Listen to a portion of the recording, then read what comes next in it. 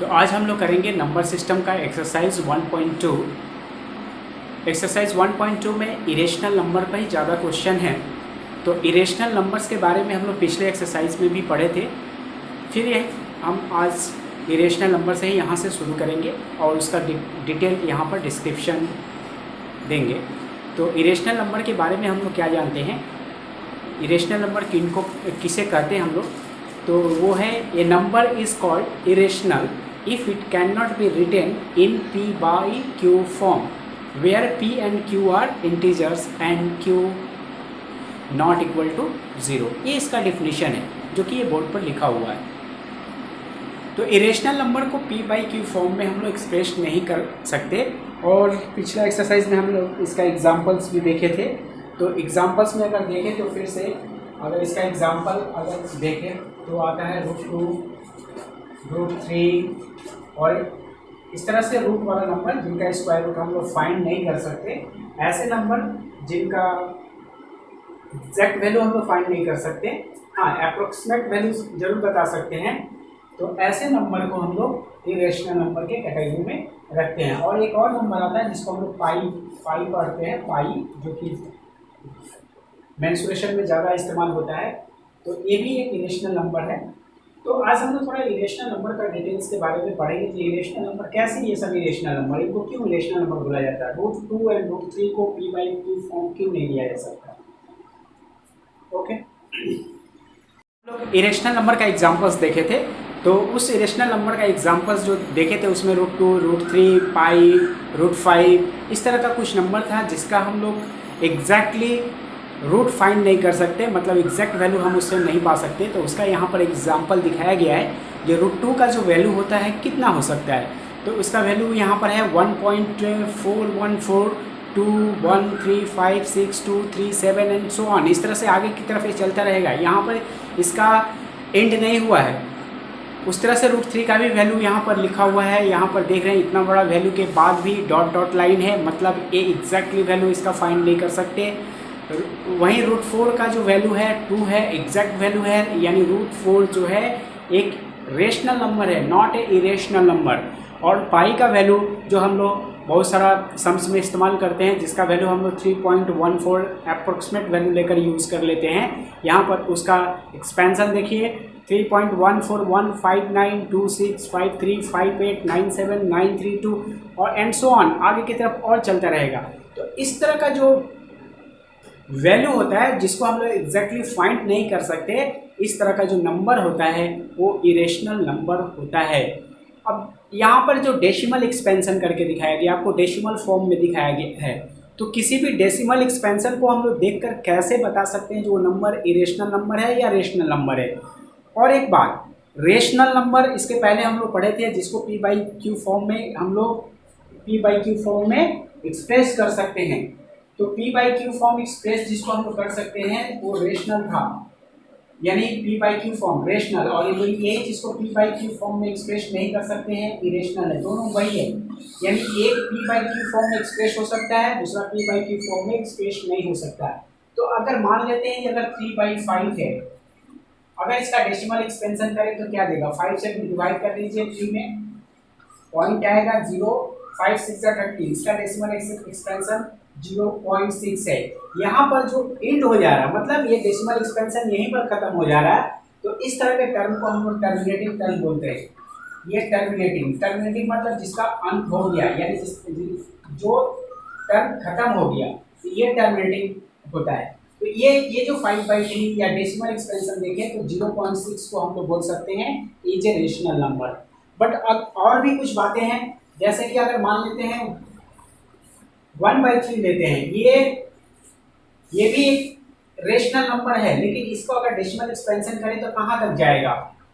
तो decimal expansion करके देखते हैं, 3 से अगर डिवाइड करते हैं 1 में तो क्या देगा, पॉइंट, तो यहाँ 0 आएगा, 3 3 से 9, फिर 1 आएगा, फिर एक 0 बढ़ सकता है, यानी 3 3 से 9, यहाँ फिर 1 आएगा। इस तरह से करते करते ये सिर्फ 3 3 3 आते ही रहेगा, और कहाँ तक आएगा, इसका भी तो एंड नहीं है। तो अगर इसका भी जब एंड नहीं है तो ये क्या इरेशनल नंबर है। तो तो इरेशनल नंबर में तो वही देख रहे हैं कि जब उनको डेसिमल एक्सपेंशन यानी उसका एग्जैक्ट वैल्यू फाइंड, उसका वैल्यू जब फाइंड किया जा रहा है तो डेसिमल में निकल रहा है और वो डेसिमल का एंड आ ही नहीं रहा, वो वैल्यू का एंड नहीं हो रहा है एग्जैक्टली, इसका ये टर्मिनेट नहीं हो रहा, मतलब खत्म नहीं हो रहा। तो ये तो यहाँ टर्मिनेट नहीं हो रहा है, यहाँ भी तो टर्मिनेट नहीं हो रहा, तो क्या इसको हम बोल सकते हैं कि इरेशनल है? तो कैसे बोलेंगे, कैसे पहचानेंगे कि ये रेशनल है और ये इरेशनल है? तो रेशनल नंबर में क्या होता है, जो यहाँ पर भी इसका ये टर्मिनेटिंग नहीं है, इसको नॉन टर्मिनेटिंग ही बोला जाता है। यानी जो टर्म नॉन टर्मिनेटिंग है, नॉन टर्मिनेटिंग मतलब जो खत्म नहीं होगा, यानी नॉन टर्मिनेटिंग जो है वो नॉन टर्मिनेटिंग रेशनल में भी आएगा और नॉन टर्मिनेटिंग इरेशनल में भी आएगा। लेकिन दोनों के बीच में एक और बात आता है जिससे हम लोग पहचान सकते हैं। यहाँ पर जो टर्मिनेटिंग नॉन टर्मिनेटिंग टर्म है ये रिपीटिंग है, ये रिपीटिंग है, तो ये नॉन टर्मिनेटिंग है, इसमें भी टर्मिनेट नहीं हो रहा है यानी खत्म नहीं हो रहा है, रिपीटिंग है, साथ साथ दोनों है, नॉन टर्मिनेटिंग भी है। लेकिन इसके पहले जो वैल्यू हम लोग देखे थे वो उसमें क्या था, ये इरेशनल नंबर क्या होता है, नॉन टर्मिनेटिंग एंड रिपीटिंग, ये इसका टर्मिनेट नहीं होगा लेकिन ये रिपीटिंग टर्म आएगा। इसको अगर शॉर्ट फॉर्म में लिखेंगे तो 1/3 का जो वैल्यू आएगा 0.3 रेकरिंग, इसको रेकरिंग बोलते हैं। रेकरिंग मतलब जो टर्म बार बार रिपीट होगा। तो इसके ऊपर बार एक नंबर है तो पॉइंट दे देते हैं, 2-3 नंबर अगर बार बार रिपीट होता है तो उस पर एक बार दे देते हैं। तो अगर repeating and non terminating repeating term आता है तो रेशनल नंबर होता है, यानी ये रेशनल नंबर है। लेकिन अगर वही non terminating and non recurring, non terminating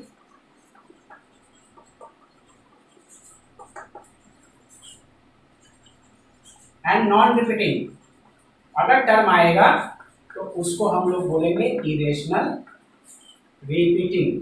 तो non terminating and non repeating term आएगा तो वो होगा इरेशनल नंबर। लेकिन अगर repeating and non terminating term आया है, रिपीटिंग है, नॉन टर्मिनेटिंग है बट रिपीटिंग है, यहाँ नॉन टर्मिनेटिंग है बट रिपीटिंग है, एक ही टर्म बार बार रिपीट हो रहा है, तो इस तरह का जो नंबर रहेगा उसको रेशनल नंबर। और जो नॉन टर्मिनेटिंग नॉन रिपीटिंग यानी टर्म का रिपीट नहीं होगा, एक ही जैसा टर्म बार बार नहीं आएगा, ऐसे नंबर को इरेशनल नंबर बोलते हैं। तो अब आता है एक टर्म जो रियल नंबर। रियल नंबर क्या होता है? रियल नंबर ऑल नंबर जितने भी अभी तक हम लोग जो पढ़े हैं सब रियल नंबर है। यानी रियल नंबर्स का बात करें, एक टर्म्स आएगा रियल नंबर्स। तो रियल नंबर्स क्या है? ये रियल नंबर सब है, रेशनल नंबर भी रियल नंबर है, रेशनल बोले, एंड इरेशनल भी रियल नंबर ही है। तो और कौन कौन सा नंबर बच गया? होल नंबर क्या रियल नंबर है? यस, क्योंकि रेशनल नंबर के अंदर ही आता है, यानी होल नंबर भी रियल नंबर है, नेचुरल नंबर भी रियल नंबर है, इंटीजर्स भी रियल नंबर है। तो कौन सा नंबर बचा? इरेशनल नंबर भी आ गया, रेशनल नंबर भी आ गया, whole number, natural number, integers, यानी ऑल नंबर जितने भी नंबर है सब रियल नंबर्स है। यानी सभी नंबर्स को रियल नंबर्स हम बोल सकते हैं। All numbers are called real numbers. जितने भी हम नंबर्स के बारे में जानते हैं सब रियल नंबर्स है। यानी रियल नंबर्स का दो कैटेगरी हो जाता है, एक रेशनल और एक इरेशनल। रेशनल ये टर्म है पूरा, और इरेशनल जो है हम लोग जैसे रूट वाला वैल्यू, जिसका वैल्यू हम लोग एग्जैक्ट वैल्यू फाइंड नहीं कर सकते, जिनको p/q फॉर्म में एक्सप्रेस नहीं कर सकते। अब आता है एक ऐसा टर्म जो कि एक्सरसाइज में क्वेश्चन पूछा गया है, इससे भी एक्सरसाइज में क्वेश्चन है, rational real numbers and irrational number, real number and rational number से रिलेटेड क्वेश्चन है। अब आते हैं अगर नंबर लाइन का बात करें, अगर नंबर लाइन का हम लोग बात करें, नंबर लाइन हम लोग पिछले लोअर क्लासेस में पढ़े हैं। तो नंबर लाइन्स जो होता है कोई 0, 1, 2, 3, अगर किसी भी नंबर को हम नंबर लाइन पर रिप्रेजेंट करना चाहते हैं तो आसानी से हम लोग कर सकते हैं। किसी भी नंबर को अगर मान लेते हैं 1/2 को रिप्रेजेंट करना है नंबर लाइन पर, 1/2 मीन्स 0.5। अगर इसको नंबर लाइन पर रिप्रेजेंट करेंगे तो कहाँ होगा? 0 और 1 का जो 2 पार्ट करेंगे 1 का टोटल 2 इक्वल्स पार्ट होगा तो बीच में जो आएगा ये 0.5 होगा, हम इसको रिप्रेजेंट कर सकते हैं। यानी किसी भी नंबर को 3/5 को भी रिप्रेजेंट कर सकते हैं। तो क्या √2 को नंबर लाइन पर रिप्रेजेंट कर सकते हैं? √2 जिसका वैल्यू होता है अगर √2 को नंबर लाइन पर क्या रिप्रेजेंट कर सकते हैं, तो इसका वैल्यू जो है 1.414235, तो इसका वैल्यू कहाँ आएगा? 1.4 अगर देखते हैं तो 1 एंड 2 के बीच में आएगा। 1 एंड 2 के बीच में 1.4 1.5 मतलब 1.5, लेकिन 1.5 से ये लेस है यानी 1.4, तो इसको कहाँ रिप्रेजेंट करेंगे? ये तो मान लेते हैं ये 1.5 है, ये पॉइंट है 1.5 का, 1 एंड 2 के मिडिल 1 एंड 2 का मिडिल पॉइंट ये 5 है, 1.5 है। तो क्या √2 को 1.4142 ये जो वैल्यू जिसका एग्जैक्ट वैल्यू नहीं है, नॉन टर्मिनेटिंग है, इसको इस नंबर लाइन पर कैसे रिप्रेजेंट करेंगे?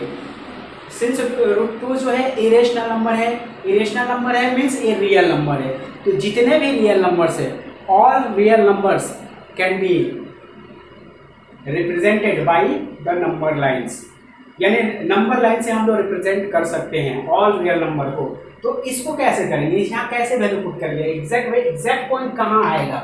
तो इसको नॉर्मल इस सिस्टम से अगर हम चाहे तो इसको हम लोग इस पर रिप्रेजेंट नहीं कर सकते हैं। तो इसको रिप्रेजेंट करने का जो सिस्टम है वो बाय ज्योमेट्रिकल मेथड है, यानी आप चले जाएंगे ज्योमेट्री में तब जाकर इसको रिप्रेजेंट करेंगे। इसको हम क्यों बता रहे हैं? इसको बताने का रीजन है कि एक्सरसाइज में √2 का √3 का वैल्यू फाइंड करना है, नंबर लाइन पर उसको स्ट्रेस करके दिखाना है, यानी नंबर लाइन से उसको √2 का वैल्यू को नंबर लाइन पर दिखाना है, यानी √2 को का जो पोजीशन है नंबर लाइन पर कहाँ पर है, किस पॉइंट पर है, उसको दिखाना है बाय ज्योमेट्रिकल मेथड। तो आ जाते हैं एक्सरसाइज से रिलेटेड क्वेश्चन पर। तो हमारा मकसद है, हमारा यही एम होता है कि एक्सरसाइज करने से पहले जितने भी टर्म्स एक्सरसाइज में आते हैं उसको पहले क्लियर कर देना। अगर एक्सरसाइज करने से पहले अगर हर एक टर्म्स के बारे में हम जानते हैं तो एक्सरसाइज करना बहुत ही आसान हो जाता है। तो आइए चलते देखते हैं √2 को कैसे नंबर लाइन पर रिप्रेजेंट करेंगे, क्या सिस्टम है रिप्रेजेंट करने का। यहाँ पर एक क्वेश्चन लेकर आए हैं सामने। क्वेश्चन में है locate √2 on the number line, number line पर कैसे रिप्रेजेंट करेंगे। तो सबसे पहले ये तो दिमाग में आ ही गया कि पहले नंबर लाइन ड्रॉ करना होगा। तो नंबर लाइन हम लोग सभी जानते हैं नंबर लाइन को कैसे ड्रॉ करते हैं। एक स्ट्रेट लाइन लेते हैं और एक 0 पॉइंट होता है, उसके बाद अपने हिसाब से इक्वल डिस्टेंस पर मार्किंग करते हैं। ये हमारा 1, सेम इक्वल डिस्टेंस पर दूसरा मार्किंग करते हैं, स्केल से यूज़ करेंगे, स्केल का यूज़ करेंगे 2, ये हमारा हो गया 3, इक्वल डिस्टेंस पर ये 4, सिमिलरली इधर होगा सेम डिस्टेंस पर -1, ये होगा -2 and -3 and so on, arrow both and पर होता है। ये हमारा नंबर लाइन होगा। अब इस नंबर लाइन को √2 को रिप्रेजेंट करके दिखाना है ये वैल्यू। तो ये वैल्यू तो हम यहाँ पर नहीं पा सकते, नहीं एग्जैक्टली फाइंड नहीं कर सकते कि ये पॉइंट कहाँ पर होगा, 1 पॉइंट किधर आएगा, यहाँ कौन सा पोजीशन होगा। तो इसको हम लोग ज्योमेट्रिकल मेथड से करेंगे। सबसे पहले हम क्या किए, 0 और 1 यूनिट लेंगे, 1 यूनिट लेंगे। जितना 1 यूनिट लिए हैं यहाँ पर क्या करेंगे, एक पहले 90 डिग्री का लाइन ड्रॉ करते हुए, यानी 90 डिग्री का एंगल बनाते हुए लाइन को ड्रॉ करेंगे। और वो सिस्टम आप लोग जानते हैं कि कैसे 90 डिग्री ड्रॉ करते हैं। तो कंपास, स्केल एंड कंपास का यूज़ करेंगे। तो सबसे पहले कंपास का पॉइंट यहाँ रख करके एक आर्क खींचते हैं। आर्क खींचने के बाद यहाँ पर यहाँ से जब पहली बार कट करते हैं तो 60 डिग्री, दूसरी बार कट करते हैं तो 120, और उसके बाद यहाँ से और यहाँ से कंपास रखकर जब ऐसे कट करेंगे तो ये 90 डिग्री का एंगल आएगा। यहाँ इस तरह से कट करेगा और इस पॉइंट को इस पॉइंट से मिलाते हुए लाइन को ड्रॉ करेंगे। तो ये हमारा 90 डिग्री का एंगल हो गया। यानी पहला काम होगा 1 यूनिट को लेना, 0 to 1 पॉजिटिव में लेना है क्योंकि √2 पॉजिटिव है। तो 0 to 1 लेंगे और ये जो 1 का जो पॉइंट है वहाँ पर एक 90 डिग्री का एंगल ड्रॉ करते हुए एक लाइन ड्रॉ कर लेंगे, 90 डिग्री का एंगल बनाते हुए लाइन ड्रॉ कर लेंगे। उसके बाद ये जो 1 यूनिट जो लेंथ है इसको कंपास, यहाँ पर कंपास रखकर इसको मेजर करेंगे। कंपास रखकर मेजर करने के बाद उस कंपास को इस पॉइंट पर रखेंगे और वही लेंथ इसमें से कट करेंगे, यानी जो लेंथ ये है इसमें से कट करेंगे। यहाँ कट किए तो ये 1 यूनिट था, ये भी 1 यूनिट होगा, ये 1 ये भी 1। अगर ये 1 यूनिट हो गया, अगर हम इस लाइन को मिला देते, ये हमारा जो पॉइंट मिला, इसका कुछ नाम दे दिए, ए पॉइंट मिला। तो ए पॉइंट, इस पॉइंट में ये 1 यूनिट है, ये भी 1 यूनिट है। अगर ए से ओ को मिला देते हैं तो इसका लेंथ क्या होगा? ए से ओ को मिला देंगे तो इसका लेंथ क्या होगा? तो इसको जानने के लिए थोड़ा सा पाइथागोरस थ्योरम में आ जाते हैं। पर ये क्या होगा, जब यहाँ हम 90 डिग्री का एंगल बनाए हैं तो ये राइट एंगल ट्रायंगल हो गया, ये 1 यूनिट है, 1 यूनिट है, ये बेस है, ये परपेंडिकुलर है। तो पाइथागोरस थ्योरम में क्या बोला गया है? हाइपोटेन्यूज का स्क्वायर इक्वल टू बेस का स्क्वायर प्लस परपेंडिकुलर का स्क्वायर, यही फॉर्मूला है। अगर बेस 1 यूनिट है और परपेंडिकुलर 1 यूनिट है, इसका यहाँ पर वैल्यू पुट कीजिए, 1 का स्क्वायर प्लस 1 का स्क्वायर क्या देगा, यानी टोटल देगा 1 का स्क्वायर 1 प्लस 1 यानी 2 देगा। तो हाइपोटेन्यूज का स्क्वायर इक्वल टू 2, यानी हाइपोटेन्यूज इक्वल टू क्या देगा? अगर स्क्वायर रूट को राइट हैंड साइड में भेजते हैं, यानी स्क्वायर को यहाँ से हटाकर राइट हैंड साइड में शिफ्ट करेंगे, यानी बाई इक्वेशन के रूल में, तो स्क्वायर क्या हो जाएगा? स्क्वायर रूट हो जाएगा 2। यानी यही जो रूट 2 है, ये जो रूट 2 जो वैल्यू है, ये 1 1 है, तो ये रूट 2 है। अगर इसका लेंथ 1 यूनिट है, इसका लेंथ 1 यूनिट है, तो इसका लेंथ 2 यूनिट है। अगर रूट 2 यूनिट है, अगर इसका लेंथ रूट 2 है, ये 1 है, ये 1 है, तो ये रूट 2 है, ये लेंथ रूट 2 है, ओ ए। अब ओ पर अगर कंपास रखते हैं और ओ से ए तक को मेजर करते हैं तो कितना लेंथ होगा? रूट 2 लेंथ होगा। 0 से ए तक का जो मेजर करेंगे तो रूट 2 लेंथ होगा।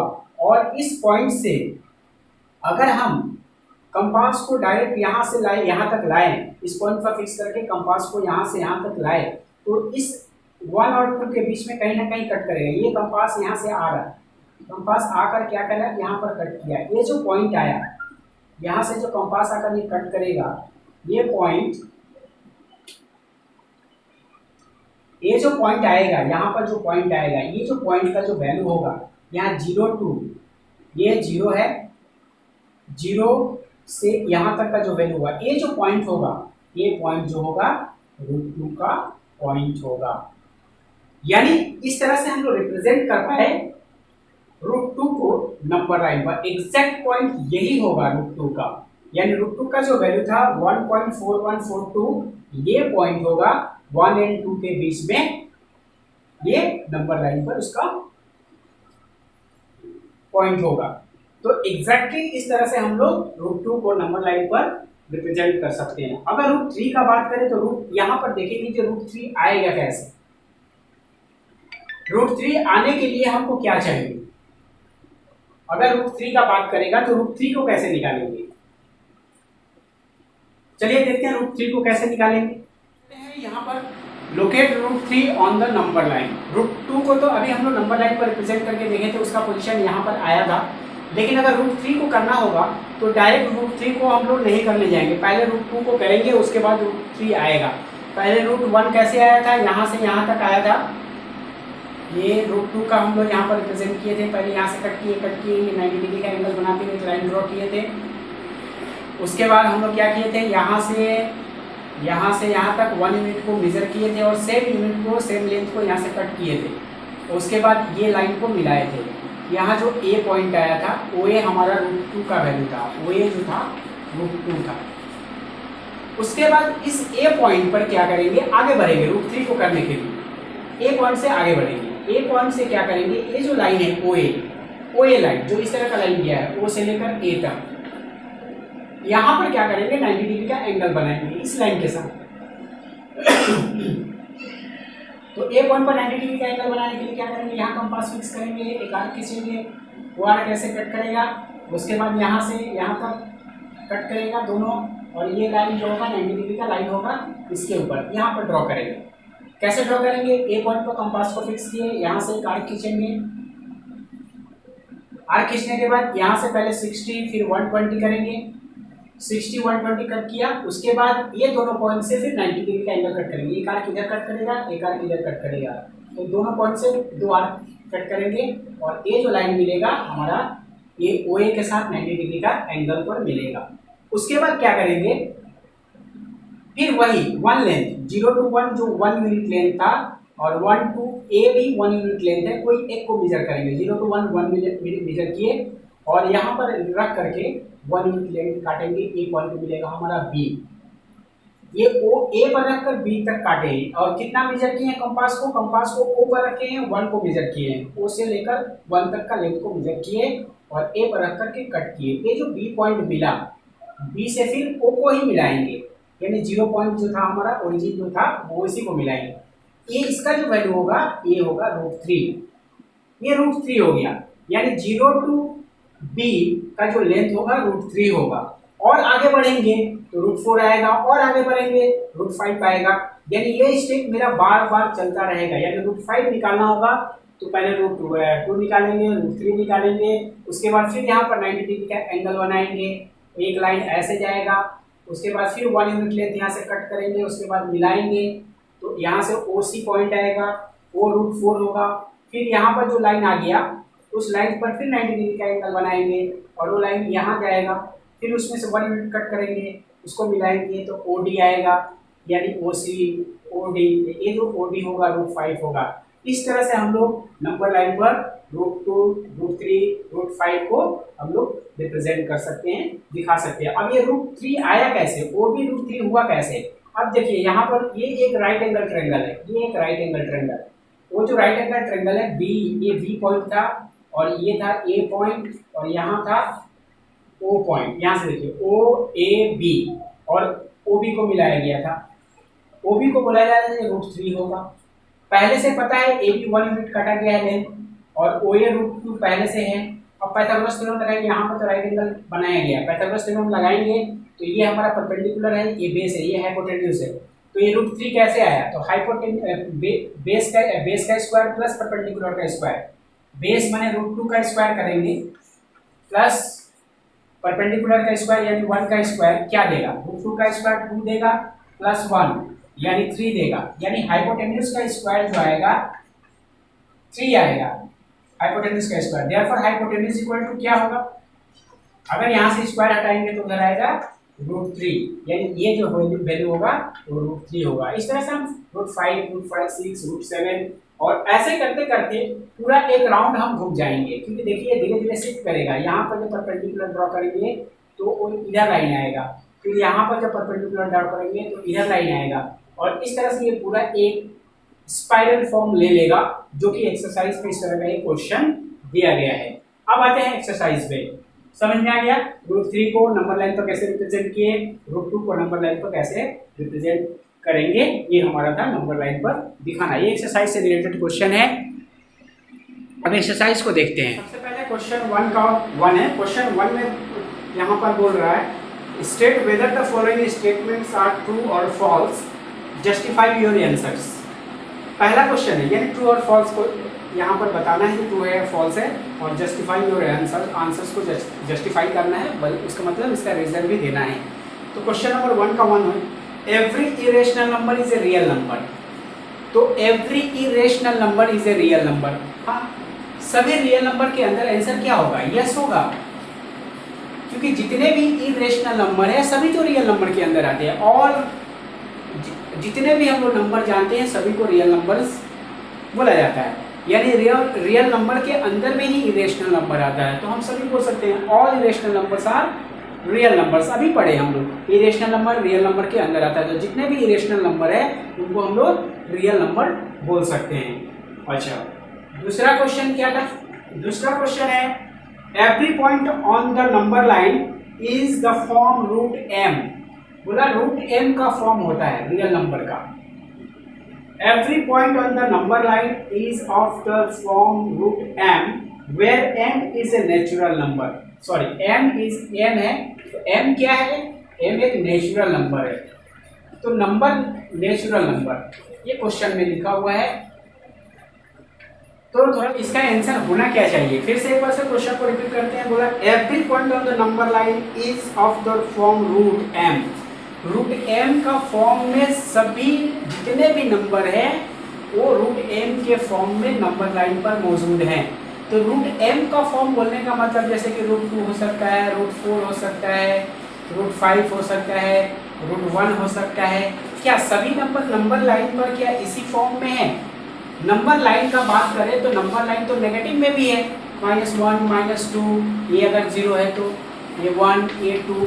तो पॉजिटिव नंबर तो रूट में है, नो डाउट, बट लेकिन नेगेटिव नंबर का जब बात करेंगे, अगर -√1 का बात करें, -√2 का बात करें, -√3 का बात करें, तो ये नहीं हो सकता, नंबर लाइन पर इनको रिप्रेजेंट नहीं कर सकता, क्योंकि ये ऐसा नंबर जो होते हैं इनको रियल नंबर्स के अंदर नहीं रखा जा सकता। ये ऐसे नंबर जो है रियल नंबर्स नहीं है। तो ऐसे फॉर्म को यानी नेगेटिव नंबर्स के जो स्क्वायर रूट फॉर्म है उनको इस नंबर लाइन पर नहीं रखा जा सकता है। इसलिए हमारा आंसर जो होगा वो फॉल्स होगा, यानी आंसर जो है क्या है, फॉल्स। उसके बाद तीसरा नंबर क्वेश्चन है every real number is irrational number. क्या सभी रियल नंबर इरेशनल नंबर है? तो रियल नंबर का बात करते हैं, रियल नंबर में तो इरेशनल नंबर भी आता है, यानी इरेशनल, और रियल नंबर में रेशनल नंबर भी आता है, दोनों आता है। तो क्या हर एक इरेशनल नंबर ना, हर एक एवरी रियल नंबर क्या रेशनल नंबर है? नहीं, every real number rational number नहीं है। एवरी रियल नंबर्स बोथ हो सकते हैं, रेशनल भी हो सकते हैं, रेशनल भी हो सकते हैं, इरेशनल भी हो सकते हैं। तो इसका आंसर क्या होगा? इसका भी आंसर होगा फॉल्स। तो इस तरह से हम लोग क्वेश्चन आंसर कर सकते हैं। यानी अगर बेसिक जानकारी है real number, irrational number, rational number, तो क्वेश्चन कैसे भी दे, घुमा फिरा कर जैसे भी दे, तो हम लोग आसानी से दे सकते हैं। क्वेश्चन नंबर 2 है are the square roots of all positive integers irrational? If not, give an example of square root of a number that is rational number. तो किसी भी नंबर का स्क्वायर रूट क्या इरेशनल नंबर होता है? तो ऐसा नहीं है। एग्जांपल में हमने दिखाया था √2, √3, √4। √4 का तो स्क्वायर रूट निकल जाता है, इसलिए सभी स्क्वायर रूट्स जो होते हैं इरेशनल नंबर नहीं होते हैं। फॉर एग्जांपल √4 है। अब आता है question number 3, so how √5 can be represented on the number line. √5 को नंबर लाइन पर कैसे रिप्रेजेंट कर सकते हैं? तो अभी हमने देखा जो √3 को रिप्रेजेंट किए, √2 को रिप्रेजेंट किए, तो √5 को नंबर लाइन पर कैसे रिप्रेजेंट करेंगे? तो नंबर लाइन पर अगर रिप्रेजेंट करना है √5 को, तो क्या करेंगे? वही मेरा ये थोड़ा एक डिस्टेंस में लेंगे, थोड़ा लेंथ एक बड़ा सा लेंगे, ये 2 एंड ये 3, ये हमारा नंबर लाइन है, ये -1 है, ये -2 है, ये नंबर लाइन है। सबसे पहले क्या करेंगे? 1 यूनिट लेंगे। 1 यूनिट लेने के बाद यहाँ पर 90 डिग्री एंगल बनाते हुए लाइन ड्रॉ करेंगे, जो कि अभी हम लोग बताए हैं। तो यहाँ उसके बाद 0 to 1 यूनिट लेंथ है। 1 यूनिट लेंथ को क्या करेंगे? यहाँ मेजर करके इसमें से कट करेंगे, पॉइंट ए आएगा और ये ओ ए को मिलाएंगे, तो इसका वैल्यू होगा √2। अब आएगा यहाँ से, फिर यहाँ पर 90 डिग्री का एंगल बनाते हुए लाइन ड्रॉ करेंगे, 120, यहाँ पर ये कटेगा, ये इसके साथ 90 डिग्री का होगा। उसके बाद फिर इसमें से 1 यूनिट कट कर लेंगे, तो ये आएगा बी पॉइंट, इसको यहाँ मिलाएंगे, तो ये इसका वैल्यू होगा √3। उसके बाद आगे बढ़ेंगे, यहाँ पर फिर 90 डिग्री का एंगल बनाएंगे, इस लाइन के साथ 90 डिग्री का एंगल बनाना है। यहाँ से कंपास फिक्स करेंगे और यहाँ से आर्क ड्रॉ करते हुए ऐसे ले जाएंगे। उसके बाद यहाँ से 60 कट करेंगे, 120, और इसके बाद इन दोनों पॉइंट से फिर 90 ड्रॉ करेंगे, तो ये पॉइंट कट करेगा और यहाँ से मिलाते हुए लाइन ड्रॉ करेंगे। फिर 1 यूनिट लेंथ को मेजर करेंगे और बी से फिर यहाँ कट कर लेंगे, तो ये पॉइंट आएगा सी, यहाँ से मिलाएंगे ओ को। फिर आगे स्टेप बढ़ेंगे, तो ये आ गया √4 आने के बाद अब यहाँ पर हम फिर क्या करेंगे? फिर इस पॉइंट पर सी पॉइंट पर 90 डिग्री का एंगल बनाएंगे, तो यहाँ का पास फिक्स करेंगे, यहाँ से कट करके ऐसे ले जाएंगे, ये 60, 120, और यहाँ से कट करेंगे, तो बीच में लाइन कट करेगा, यहाँ से 90 डिग्री का एंगल ड्रॉ किए। फिर 1 यूनिट क्या करेंगे, 0 to 1 मेजर करेंगे, यहाँ से सी से कट कर लेंगे, यहाँ कट किया, एक पॉइंट मिला डी, डी से ओ को मिलाएंगे, ये हमारा होगा √5। लेकिन ये नंबर लाइन पर कैसे हुआ, अब इसको नंबर लाइन पर ले जाने के लिए क्या करेंगे, यहाँ कंपास फिक्स करेंगे और इसको पूरा मेजर करेंगे, यहाँ तक मेजर करेंगे, यहाँ कंपास फिक्स है, डी तक मेजर किए और कंपास को यहाँ से घुराते घुराते घुराते घुराते घुराते यहाँ पर ये लाइन यहाँ से ऐसे आएगा और ये कट करेगा इस तरह से, और ये जो पॉइंट होगा ये नंबर लाइन पर यहाँ पर आया, इसका वैल्यू होगा √5 का ये पॉइंट होगा, ये √5 का पॉइंट होगा। अगर √4 का दिखाना होता तो 0 to C यहाँ से यहाँ तक मेजर करते, ये कंपास को यहाँ से घुमाते हुए ले जाते, ये ठीक आता यहाँ से, ये √4 का ये आता यहाँ पर 2 पर, लेकिन हमको सिर्फ यहाँ पर 5 का करना है। √3 को रिप्रेजेंट करना होता तो 0 to C लेंथ को यहाँ पर कंपास को फिक्स करते, सी तक मेजर करते, पूरा कंपास को ऐसे यहाँ फिक्स रखते हुए घुमाते ले जाते, तो यहाँ पर आता कहीं ना कहीं यहाँ पर एक पॉइंट काटता, तो ये √3 का वैल्यू होता। इस तरह से हम लोग रिप्रेजेंट कर सकते हैं नंबर लाइन पर। इसके बाद जो क्वेश्चन नंबर 4 है वो क्लासरूम एक्टिविटी है, construction the square root spiral. तो स्क्वायर रूट स्पाइरल कंस्ट्रक्शन कैसे करेंगे, तो स्क्वायर रूट स्पाइरल कंस्ट्रक्शन करने के लिए यहाँ पर स्टेप वैसे ही दिखाया गया है, बुक में आप देख सकते हैं।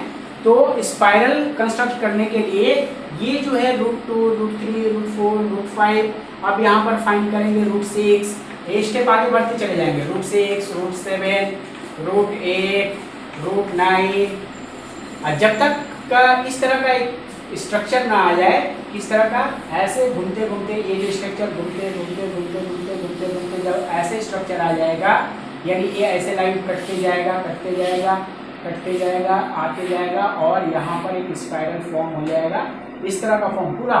अगर ये प्रोसेस जारी रखेंगे तो इस तरह का एक स्ट्रक्चर आ जाएगा, यही होगा स्पाइरल फॉर्म। ये है स्कूल का एक्टिविटी है, क्लासरूम एक्टिविटी है, आप इसको कर सकते हैं।